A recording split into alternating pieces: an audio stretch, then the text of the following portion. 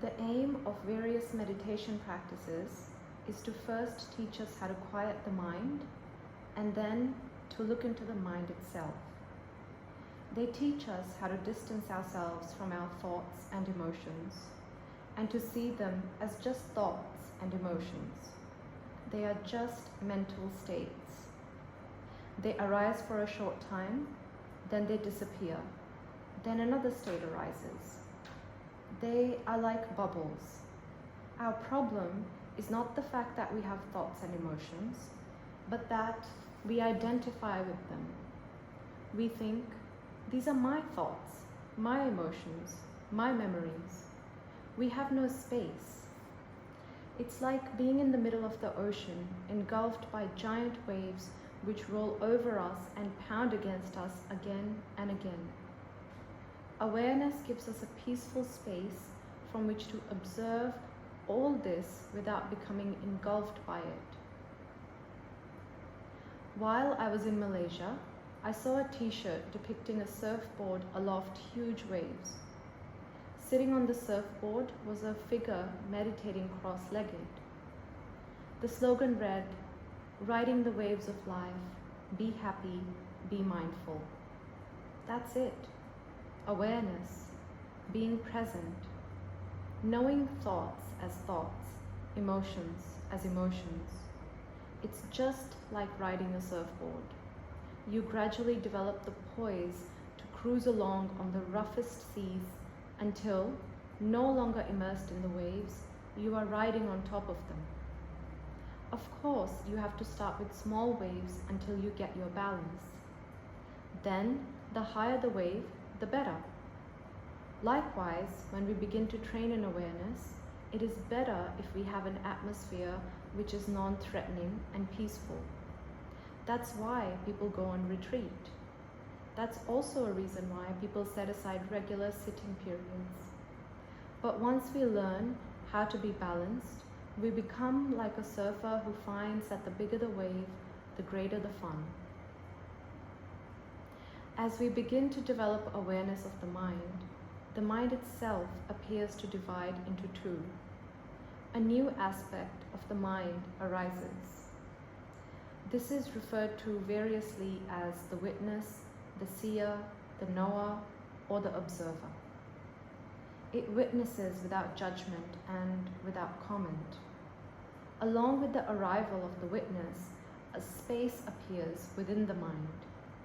This enables us to see thoughts and emotions as merely thoughts and emotions, rather than as me and mine. When the thoughts and emotions are no longer seen as me or mine, we begin to have choices. Certain thoughts and emotions are helpful, so we encourage them. Others are not so helpful, so we just let them go. All the thoughts and emotions are recognized and accepted. Nothing is suppressed. But now we have a choice about how to react. We can give energy to the ones which are useful and skillful and withdraw energy from those which are not. All this is very liberating, don't you think? The point is that we can all do this. It is not impossible. It is not even especially difficult. It is part of the nature of the psychological factors to be able to make this split. It is not something we have to manufacture or bring in from outside. It is already part of our mental makeup. If we learn how to become more and more conscious of the thoughts themselves, the mind will quite naturally create this inner space. The stronger the awareness becomes, the more obvious the separation will be until it is there all the time. Even when emotional problems arise, there will always be this inner space. We are all capable of this because this is the way the mind works once we develop the ability to stand back and look at it. Thich Nhat Hanh used to have what he called a mindfulness bell. During his retreats, he would designate someone to go around and every now and then, whenever he felt like it, ring the bell. As soon as the students heard the bell, they had to stop what they were doing. Stop. Absolutely, in that second. In that moment, they were to become conscious not only of what the body was doing, but of what the mind and emotions were doing. They had to be aware of everything that was happening in that moment. We need to make our own mindfulness bell to wake us up. Even during our busiest days, we can take 10 seconds out to become aware of what the mind is doing. Then, as our skill develops, the mind learns what it has to do. The moments of clarity become longer and longer until spontaneously, when we're not thinking about it, the mind will snap into it. It's like when you have a camera which is out of focus. You turn it until it's suddenly in focus. Everything becomes so clear, and for the first time you realize how blurred it all was before. Then we lose focus again because we start thinking about it and get caught up once more. That's fine, but whenever we remember, we can just bring it back. In time, we will establish the habit of being conscious. It is very easy to form bad habits and extremely difficult to create good ones. So, in the beginning, it takes a lot of dedication and commitment. But once we begin to taste the benefits, this encourages us to keep on. Most of us feel that our lives leave something to be desired. The solution lies not in getting the perfect partner, the perfect house, the perfect car, or the perfect country. Nothing is ever perfect. There is always going to be dissatisfaction. There will always be something wrong. If we are always trying to change everything out there, to change everybody around us, change the society, change the culture, thinking that things are going to be wonderful and perfect, we are suffering from an enormous delusion. In past times, it was believed that universal education, universal health care, and provision of proper food and housing would produce utopia in this world. Yet, look at what has happened. Almost everybody in the West has education and some kind of health care. You live in these beautiful places. You have everything you could need. You have all the clothes you need, all the food you can eat. You have nice homes. But are people really happy? Do they wake up each day thinking, oh, how wonderful life is, what bliss? Never have young people had so many material goods, so much education and so much power, yet never have they complained as much as they do today, and never have they felt so deprived, so frustrated and so angry. This should be a strong clue to us that maybe the answer is not just on the outside. Maybe part of it is on the inside. However hard we may try to make this the best of all possible worlds, it is not happening, is it?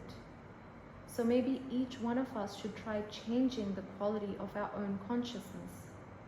The results are amazing. Everything transforms. As we find more clarity in our lives, our hearts will also begin to open up. We will be able to deal easily with stressful circumstances which we find so difficult today. We experience everything through the mind. Do you realize that? Nothing we know can be experienced except through the mind. Everything outside is transmitted to us through the senses, the sense consciousnesses, and the mind. Without a mind, we would be dead. We would be like chunks of wood cut at the base. You might say that we actually live within our own minds, rather than in this country, this house, this body. We pay a lot of attention to our bodies. We clean them, adorn them, feed them, and exercise them. But how much attention do we give to our real homes? How often do we clean out our mind? How much do we exercise it? How much do we adorn it? How much nourishment do we give it? Think about this seriously. All experiences come through the filter of our mind. If our mind is in chaos, it doesn't matter what we are, where we are rather, our lives will be in chaos. If our minds are at peace, it doesn't matter where we are, we will be at peace. I would like to give you a very simple example. Once, I was staying with my mother in London. At that time, she was a housekeeper to a very wealthy Canadian who lived in a luxury flat just off Hyde Park. They all went off for a while, and I had the flat to myself. There I was in London, living in this luxurious flat with 2 huge color television sets and all the food I could possibly eat. I had enough money for whatever I wanted, lots of records, lots of everything. But I was so bored. I told myself, please remember this. If you are ever tempted to think that physical comfort gives happiness, remember this. But then, another time I was staying in a cave, not my cave, but another cave, which was very small. It was so small that you couldn't stand up in it. With a tiny box you could only just sit in, and that was the bed as well. It was full of fleas, so I was covered in flea bites. There was no water. You had to go half a mile down a very steep track to bring up water. There was also almost no food at all, and it was hot. But I was in bliss. I was so happy. It was a very holy place, and the people there were wonderful. Although from a physical point of view, the situation was difficult, so what? The mind was happy. I remember that the whole place as being bathed in a golden light. Do you see what I mean? It is one of the great lies propagated by our culture that getting more and more physical and material prosperity will lead to greater and greater happiness. This is simply not true. Genuine happiness lies in not wanting. If we think about it, we will probably all agree that our times of deepest happiness were times when everything was just fine as it was. Endless wanting is such a burden to the mind. So if we really wish to be happy and create happiness for those around us, our task is to clean, aerate, and order our minds. If we all had a loudspeaker attached to our minds and everybody could hear what everybody else was thinking, people would really want to learn to meditate, and quickly. We can start ordering our inner house by throwing out the junk. Pick each thing up and ask, is this useful or not? Why have I been carrying this around for so long? Get rid of it. Have a nice big spring cleaning. The mind will feel so much cleaner and more spacious. Clean the windows so you can see out clearly. This should be our #1 priority. Why do we treat the mind as if it was something unimportant?